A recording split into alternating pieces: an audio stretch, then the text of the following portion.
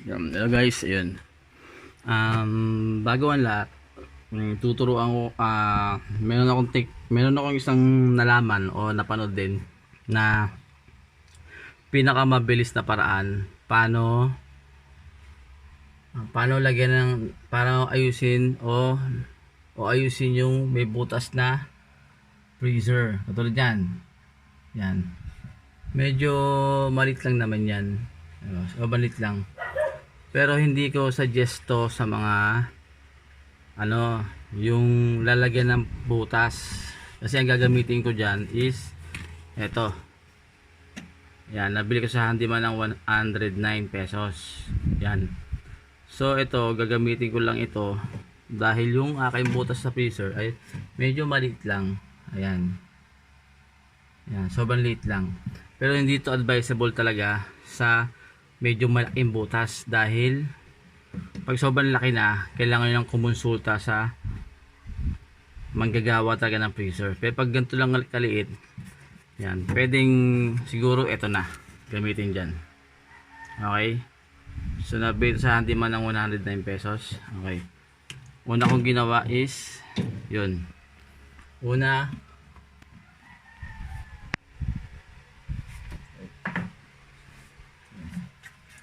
is niliha ko muna. Yan na. Lihain mo muna siya para kumapit yung ano. Yan. Alright. Tapos yan. Punasan natin. Kailangan kasi liha yan eh. Para kumapit yung kakabit natin. Okay? Yun. Alright. Yan. Pag okay na siya, so ito yung binili natin na epoxy. Ito epoxy. Yan. So tanggalin natin yan. Alright.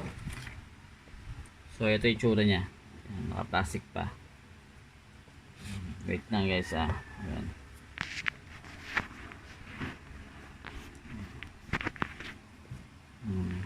Wait lang, hindi ko maanohan eh.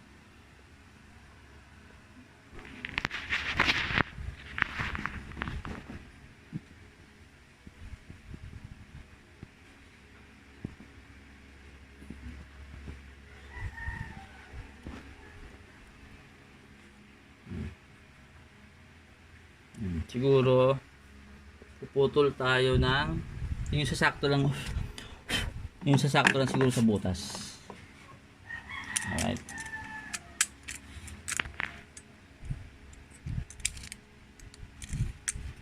Yung sasakto lang sa may butas, puputol tayo ng sasakto lang sa butas. Siguro mga ito.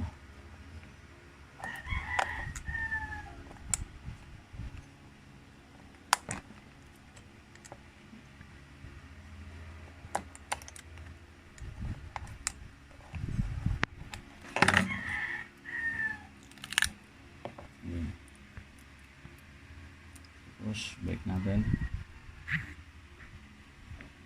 Okay.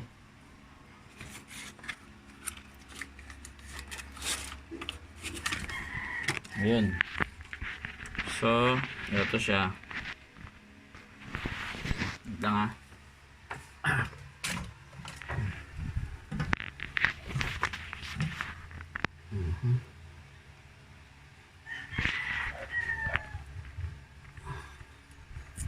Ang paggamit nito is ayan, tanggalin mo yung plastic. Ayan siya. Okay, diba meron parang dark siya, tsaka merong ganito. Ayan, igaganto-ganto lang natin yan.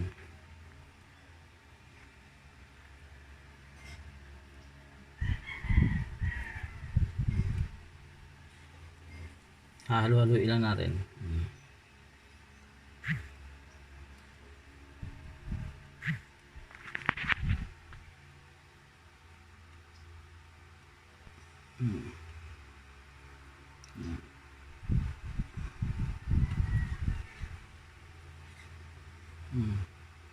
Diba gray siya kanina?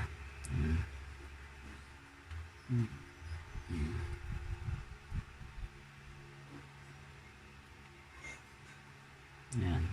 Tama, medyo dark na siya. Kailangan mag-usay lagi ng kamay pagtapos yung gamitin ito. Masamasahin natin para tinapay. Ayan. Ngayon, kuha tayo na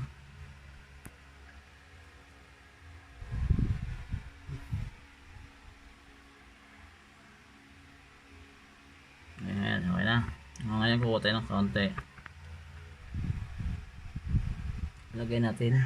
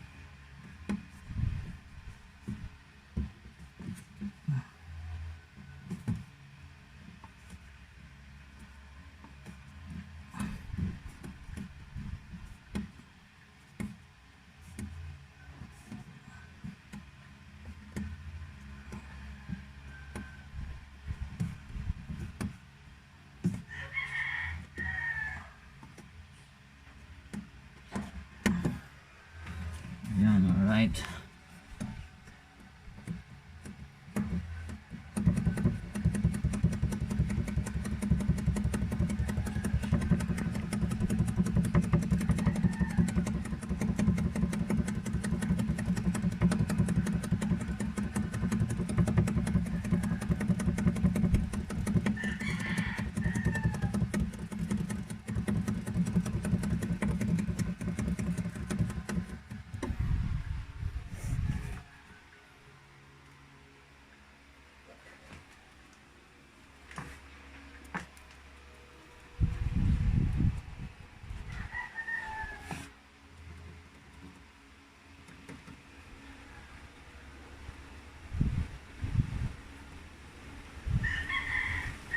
Ayan guys.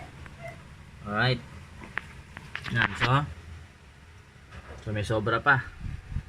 Sayang to. Okay. So ilan na may diferensya dyan.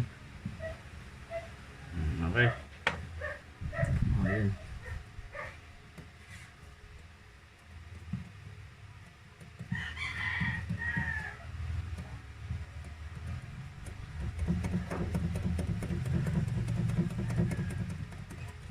Tignan natin yan.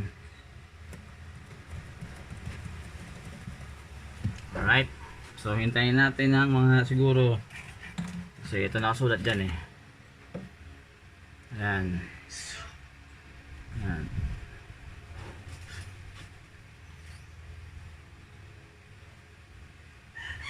Okay. Okay guys, so balitan ako kayo mamaya kung anong sunod na mangyari. Okay? So, yun lang.